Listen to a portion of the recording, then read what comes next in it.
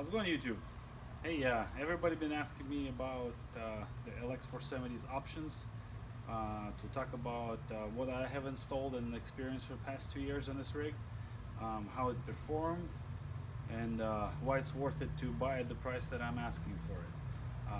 My total investment is roughly anywhere from 25 to 27K. As we say, after 20K you stop counting receipts, so the wife doesn't know. Not that my wife minds it, but anyways, that's the common saying, I guess, right? So anyways, what we have is we have a 2003 LX470 with just over, I think, 175K right now. All services are up to date, oil changes done regularly on a regular basis, like they should be, 5,000 miles, at least in my case. I did all the service works all myself.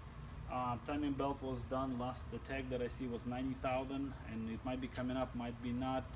I haven't had the need to check into it just yet. I put tires on when I bought the rig, so they have roughly about 25-30,000, I believe, on them right now. They are BFGoodrich All-Terrains, and they are 285/65 by 18, so this is just a +1 tire size from factory. They do have a bit of wear on them due to Colorado trip, which has a bunch of shale rocks, sharp stuff. I do have 4x2 marked conversion on here, just so you know ahead of the time, which cost me about $1,000, which turns this from all-wheel drive to a 4x2 option and 4x4 option selectable. 4 high, 2 high, 4 low, and 2 low option. Keep that in mind. Let's get under the hood, see what we got there. So under the hood we have a dual battery setup, YellowTop Optimas.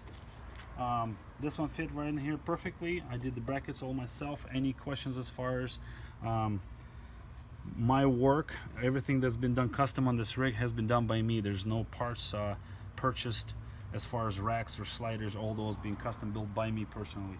So this is a dual battery setup. It has a military breaker here where you can shut off, disconnect the 2 batteries between them, hard disconnect, and then connect if you need to. So this is a house battery, which will run all of your house electronics, such as rear plugs. It will run the top roof rack lights, and it will operate chargers for your CB and handheld radios and your flashlight. I'll show those in the back as well. And this is the main battery here. So this is your starting battery, and this is the ignition switch breaker. That is also a higher amperage, which basically disconnects the 2 batteries when the ignition is shut off. An extra outlet for remote control if you need to turn anything on or off.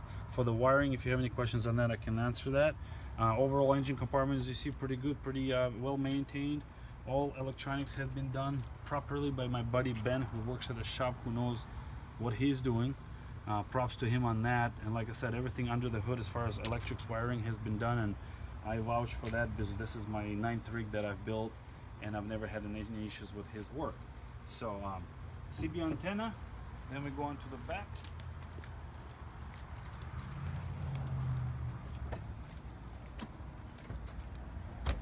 So in the back, basically no 3rd row seating.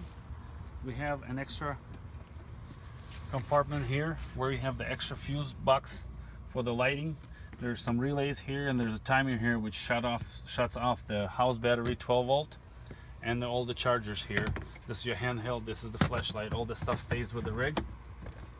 So this is where you will plug your fridge in, for example. There's also a switch which turns on the rigid backup lights, which turn on when you turn your reverse on. Those go on, or you can turn them on with a switch here on the back in case you need to wash your feet or do something else in the dark and you need some extra lighting in the back. So this is how the rear looks.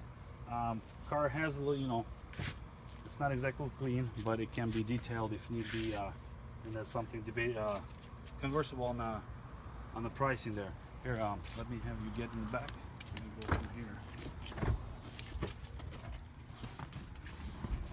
So on the interior, we got 4 of the switches for the lighting for the rack, which we'll go over a little bit later. So these are the side lights, this is the reverse light, this is the front LED bar. This does have factory height control AHC system on it with all the extra buttons. There's a CD changer under it, navigation, and I have installed a dash cam in here as well. And this one does come with the night vision option factory, along with the Mark Levinson's stereo, which is, I guess, common for the Lexus LX470s. Overall condition on the interior, I would give it, you know, I don't know, 8.5, 9. There's no rips or tears in the leather, just normal wear and tear for the mileage that it has. And to confirm what we got for mileage,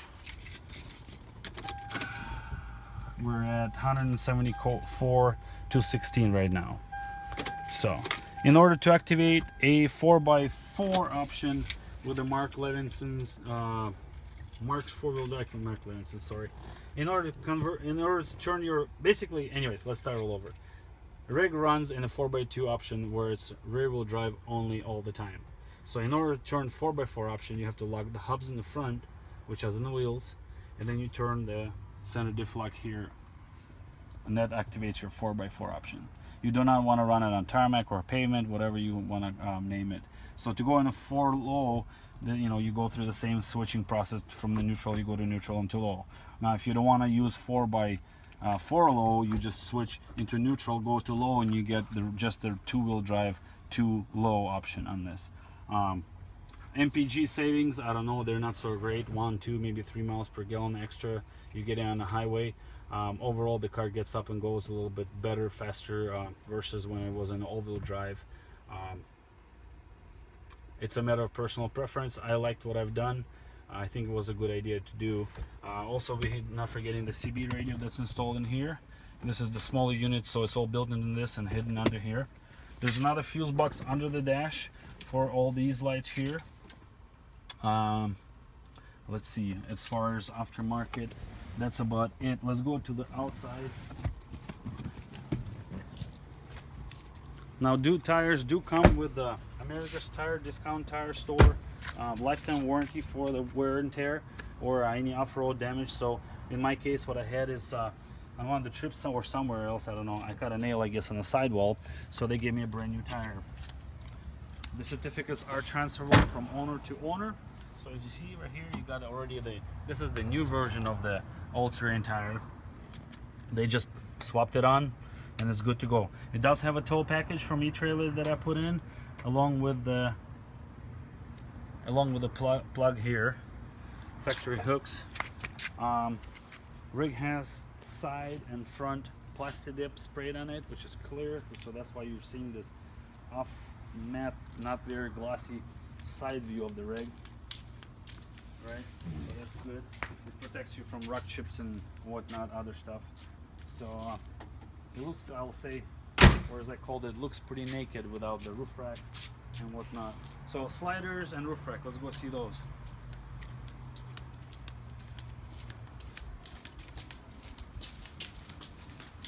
My little helper. Here. Thank you, Les. So we got the sliders here. And once again, I built all this myself. No, you cannot buy it anywhere in the stores, because that's a very common question I have on YouTube or somewhere. So anyways, these are the sliders. They're about 40 pounds or so. Same with the roof rack, it's about 40 pounds plus the weight of the lights. But the roof rack itself is about 40 pounds. So roof rack will have these side lights, which is, I think they're called diffused.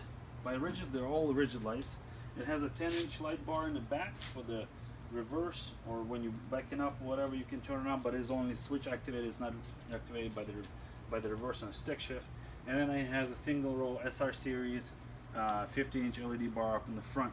So the roof rack, the sliders, and then we have the CVT's clamshell tent that I'll include in the sale as well. All this I'm asking right now at $21K. I think that's very reasonable price. If somebody wanted to have me throw in the arc pack with the 100 amp hour battery in there, with the ARB compressor and solar panel setup that I have, I also have a 35 quart Dometic fridge and a 19 quart Dometic fridge, 2 fridges. All that in the package could be thrown in, I don't know, anywhere up maybe 24K. All that could be included. So it's up to you how you want to price it out. If this rig doesn't sell the way it is packaged out right now, in the next maybe say 2 weeks, I'm gonna start parting it out where I already have offers on the rack with lights, on the tent, and on the awning, so which is also included in the package. So right now what you see in the rig It's missing the rack on top, it's missing the rooftop tent, and the setup of the awning with a wall tent and a screen room as well. So all that I will include at 21K, not including the compressor, solar, fridge, and arc pack, which I talked about. Other than that, that's about it. Any questions, feel free to ask. As far as build questions, you will find those on Expedition Portal. For the most part, I have it covered, or I have a link which I'll post up on YouTube for my Picasso album where I build it. Anyways, pictures of the build, whatnot. So I'll give you a general idea. So if anybody has a good offer, shoot me up. Otherwise, it's on Craigslist, 21K. BudNixon, Nikson Overland Adventures rig on sale. You're welcome to buy it. Cheers.